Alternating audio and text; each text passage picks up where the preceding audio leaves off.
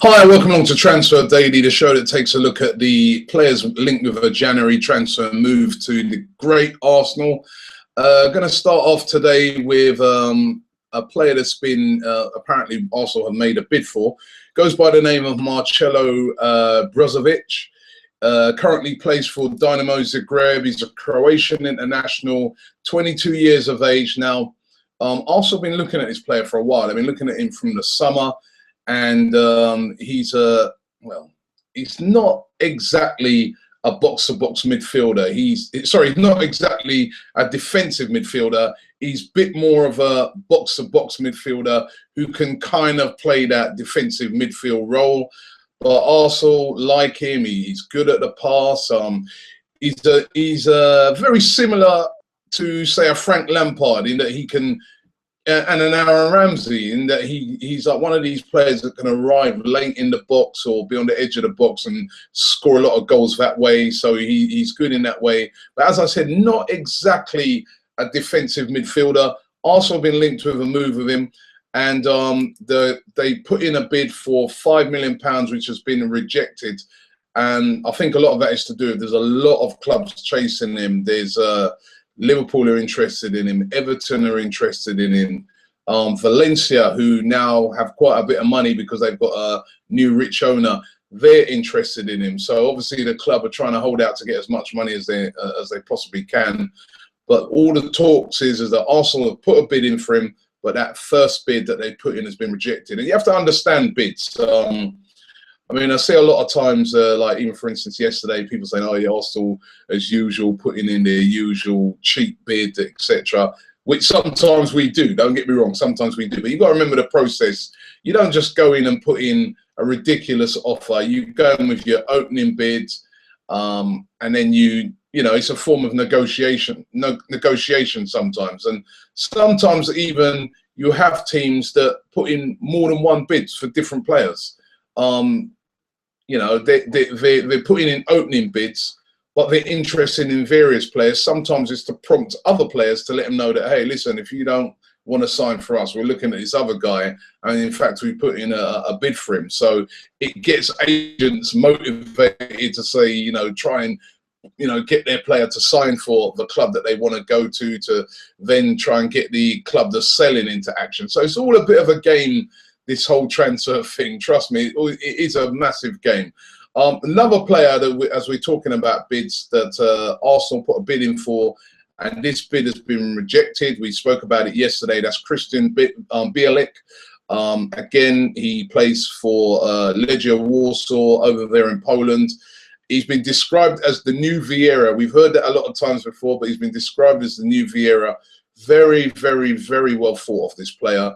He's only 17, so obviously he's one for the future. He's not going to be able to come in and solve our defensive midfielder problems right now, that's what he is. He's a big, imposing defensive midfielder, 6'2", 3", and he's only 17 years of age. Very mobile, good passer, great technique. You can see he's got all the attributes. Now, the opening bid for him made by Arsenal was rejected. Arsenal apparently quite upset as well because they thought they had a deal with Legia Warsaw, but it looks like lots of other teams are interested in the youngster as well. So they're obviously trying to get as much money for the player as they possibly can, which you can understand. Legia Warsaw, they're not a Premier League team. They haven't got the massive TV rights of an Arsenal or Man United or Spurs or whatever. So they want to get the best deal they can. Now, Bielik, you know, he's you know, come out and he said, I would love to go to Arsenal. I would really, really love to go to Arsenal. And I think that I will go to Arsenal. I think that it's only a matter of time before I sign for Arsenal. This deal is going to happen. So, you know, he's making all the sounds that it's going to be a deal that's going to go through. And it's looking like that could be one of the signings that happens this month of January. If you listen to him, because it's almost like in his interview that he did, it's almost as if, listen, it's inevitable. It's all been agreed. They're just sorting out the final things in it, but I will be moving to Arsenal. So we have to watch this space on that one. As I said, he's only 17 years of age, so he's not going to be the answer to, you know, what our problems are. But he is definitely dead keen on moving to Arsenal. Another player that Arsenal were keen on getting was Moussa Sissoko. He's been linked since the start of the January transfer window. We were told that you know, Arsenal put in a bid for 9 million. Well, we're hearing today that Newcastle are not interested in selling Sissoko. They do not want to sell Sissoko. He's also been linked with a move to Paris Saint-Germain in a swap deal for Johan Cabaye. You know, there's been loads of talk for him, but apparently Newcastle coming out today and saying that he's not for sale. A bit surprising that, because we all know Newcastle can be a bit of a selling club, but they've come out today and said that he's not for sale. Another player that has been, we're hearing today that he's not for sale, is Mal. Again, every top club across Europe is interested in this defender. Manchester United apparently have put a bid in for him. Arsenal have been very interested. Everybody's been showing a lot of interest in Mats Hummels, but Borussia Dortmund have come out and they've said, listen, we are not selling Mats Hummels. Mats Hummels will not be going anywhere in this transfer window. So basically everybody hands off. They're not going to be selling him.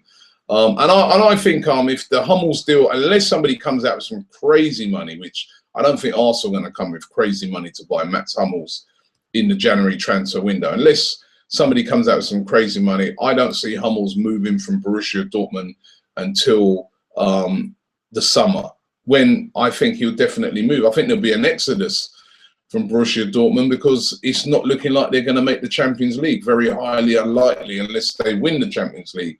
So we could see a mass exodus from Borussia Dortmund. But I reckon that most of the players that leave Dortmund will more likely leave Dortmund in the summer if they fail to get into the Champions League.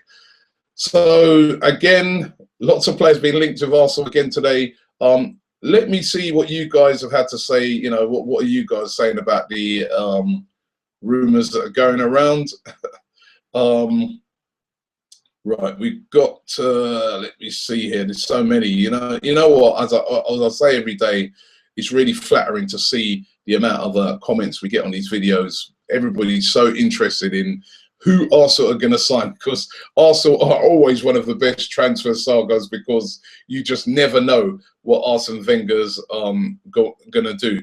MVP Zeal says, I want a CDM that is at least 6 foot plus, please. And that would rule out Brozovic, because I don't think Brozovic is 6 foot. I think he's just under 6 foot. He's not that big, imposing, you know, defensive midfielder that we're all sort of after. He's not a Carvalho, he's not a Schneiderlin, you know, whereas Bielek, he fits the bill, although he's too young.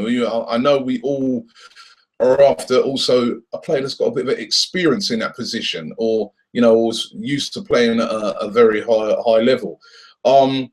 DWI Saputra says, New Vieira. He goes, New Vieira is Diaby, laugh out loud.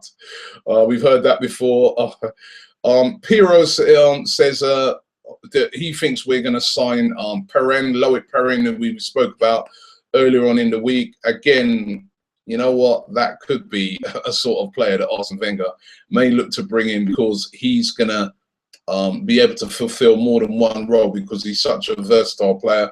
Could play as a defender, could play as a defensive midfielder. So he kind of fits the bill perfectly.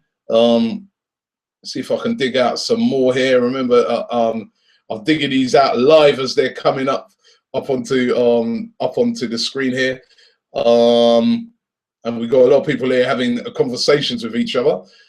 Who else we got here? There's a lot of people there saying good morning. That's all right. In fact, good morning to you as well. Let's see who else I can get.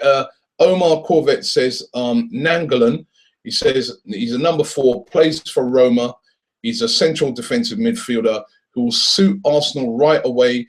He's kept De Rossi on the bench. Don't know a lot about him, but Omar Corvette there is suggesting him and saying, you know, what about going out and getting him?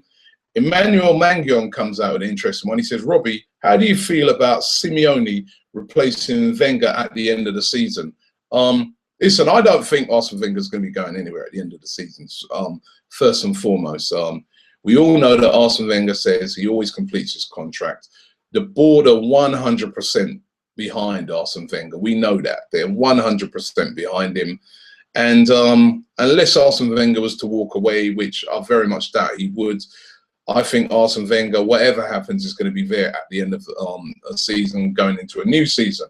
But if you were saying to me about somebody who could replace Arsene Wenger, I think Simeone would be a great replacement, in that he's got a completely different style, which all Arsenal fans would have to adapt to, because I was watching the game last night, and, you know, Real Madrid had all the possession, and, you know, Simeone plays in a very aggressive, defensive style of pressing and, you know, going long periods without the ball and specialising in set pieces and that. But I think he is a manager that will bring success to teams he goes to, because his teams are just so hard to beat. And, you know, a difference to Arsene Wenger after Arsene Wenger's gone may be a breath of fresh air, because anybody coming in trying to do it like how Arsene Wenger's done it over the years might find it difficult. So maybe somebody completely different may be a good idea. So Emmanuel, that's, you know, I wouldn't be objecting to seeing Simeone replacing him. I just don't think that that's going to be something that is going to happen this year. Listen, there's loads more comments coming in. Keep them coming in. I'll read through all of them later on. But thanks very much for watching Transfer Daily today. We're going to be back tomorrow around about the same time, discussing more Arsenal transfer rumours.